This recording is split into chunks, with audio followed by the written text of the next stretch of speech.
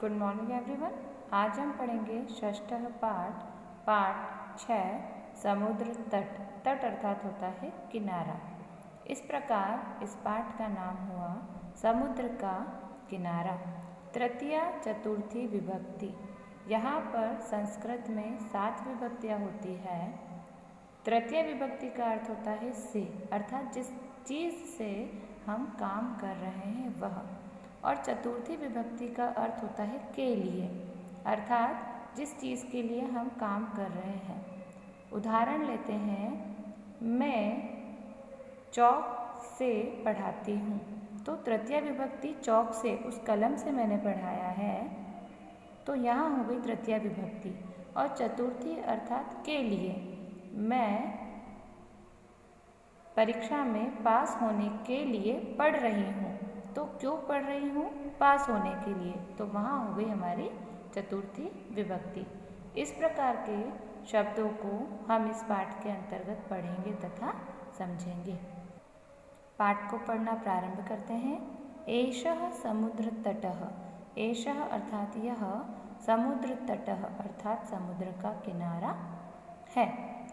अत्र जनाः पर्यटनाय आगच्छन्ति।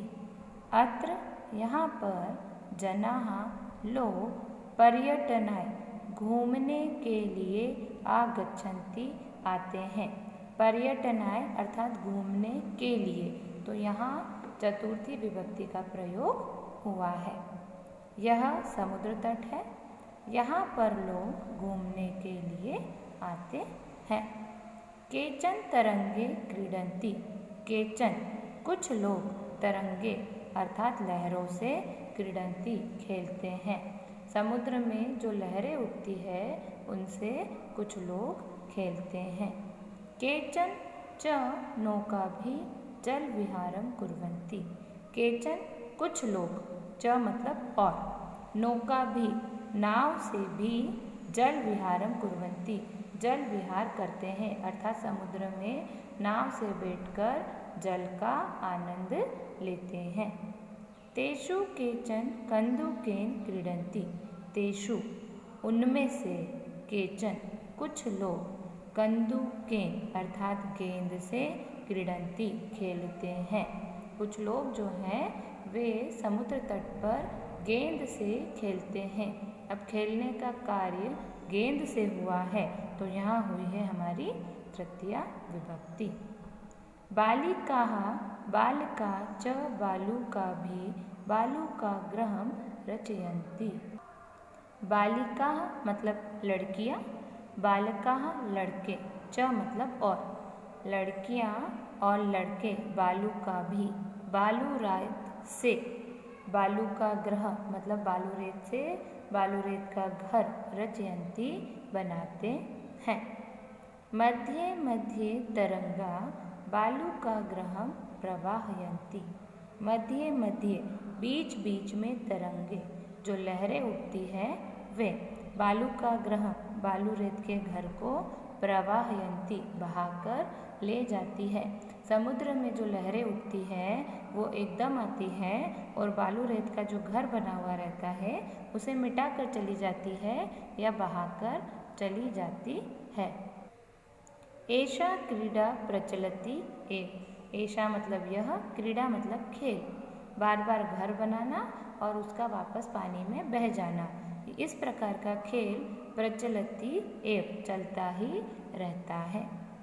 समुद्र तटाः न केवलं पर्यटनस्थानानि, अत्र मत्स्यजीविनः अपि स्वजीविका चालयन्ति। समुद्र तट, जो समुद्र का किनारा है, वह न केवल पर्यटन अर्थात केवल घूमने फिरने का स्थान नहीं है। अत्र यहाँ पर मत्स्यजीविनः मछुआरे, अपि मतलब भी, अपनी जीविका चलाते हैं। जो मछुआरे होते हैं उनकी जीविका का साधन भी यही समुद्र का किनारा होता है। अस्माकं देशे बहवः समुद्रतटाः सन्ति। अस्माकं हमारे देश में, बहवः बहुत सारे, समुद्र तटाः सन्ति समुद्र के किनारे हैं। एतेषु मुंबई, गोवा, कोच्चि, कन्याकुमारी, विशाखापत्तनम, पूरी तटा अतीव प्रसिद्धा सन्ति। इन बहुत सारे समुद्रों के किनारों में मुंबई, गोवा, कोच्चि, कन्याकुमारी, विशाखापट्टनम और पुरी के जो समुद्र तट है वह अत्यंत प्रसिद्ध है। गोवा तटः विदेशी पर्यटकेभ्यः समधिकं रोचते। गोवा तट, गोवा में जो समुद्र का किनारा है, जो समुद्र है, विदेशी पर्यटकेभ्यः विदेशों से आने वाले लोगों को समधिकं रोचते, बहुत अधिक अच्छा लगता है। विशाखापत्तनम तटः वैदेशिक व्यापाराय प्रसिद्ध। जो विशाखापट्टनम पे जो समुद्र तट है वह विदेशों के व्यापार के लिए प्रसिद्ध है।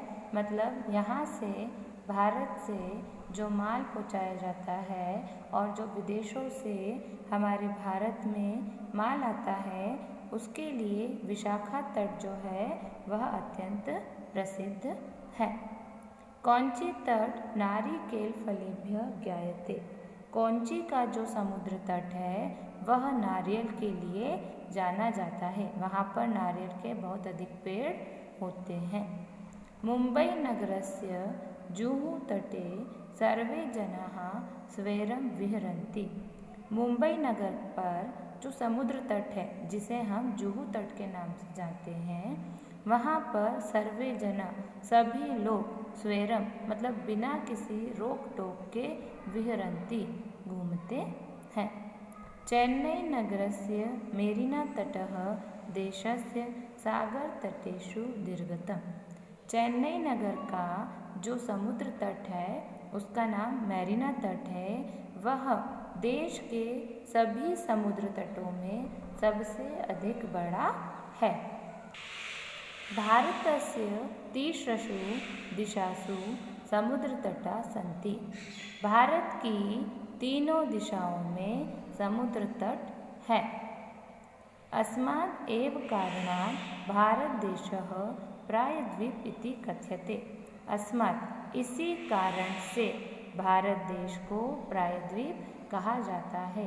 प्रायद्वीप का अर्थ होता है तीनों ओर से जल से घिरा होना। चूँकि भारत की तीनों दिशाओं में समुद्र है इसलिए इसे प्रायद्वीप कहा गया है। पूर्व दिशायां बंगोपसागर, दक्षिण दिशायां हिंद महासागर, पश्चिम दिशायां च अरब सागर अस्ति। पूर्व दिशा में बंगोपसागर है, दक्षिण दिशा में हिंद महासागर है और पश्चिम दिशा में अरब सागर है। एतेषां त्रयाणाम् अपि सागराणां संगमः कन्याकुमारी तटे भवति। इन तीनों सागर का, बंगोपसागर, हिंद महासागर और अरब सागर, इन तीनों सागरों का संगम अर्थात मिलन कन्याकुमारी तट पर होता है। अत्र पूर्णिमायां चंद्रोदयः सूर्यास्तः च युगपदे द्रष्टुं शक्यते। अर्थात यहाँ पर कन्याकुमारी पर पूर्णिमा के दिन चंद्रोदय और सूर्यास्त, सूर्य का अस्त होना और चंद्र का उदय होना एक साथ युगपदेव मतलब कि एक साथ देखा जा सकता है। बच्चों, इस पाठ के अंतर्गत हमने भारत की तीनों दिशाओं के सागर के नाम को पढ़ा तथा समझा और हमारे भारत देश में कौन सा समुद्र तट किस वस्तु के लिए प्रसिद्ध है यह भी हमने इस पाठ के अंतर्गत पढ़ा, समझा तथा जाना।